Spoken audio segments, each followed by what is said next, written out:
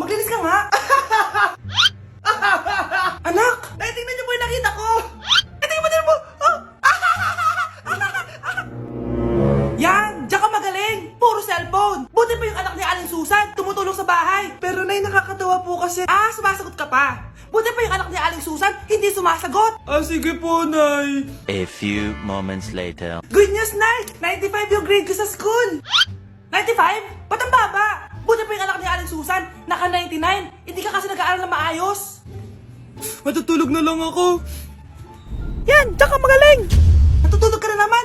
Buti pa yung anak ni Aling Susan, hindi natutulog. Pumaba ka nga! Kakain na lang ako. Yan, kumakain ka na naman! Wala ka lang ginawa kundi kumain! Buti pa yung anak... Tama na! Sumasagot ka pang bata ka, ha? Buti pa yung... Buti pa si Aling Susan, masarap magluto ng ulam. Ikaw, itlog lang, wala pang lasa. Nagrereklamo ka pa sa 95 good grades? Ikaw, ano nakuha mo ng high school? Sige ka, pakita mo sa akin. Buti pa si Aling Susan,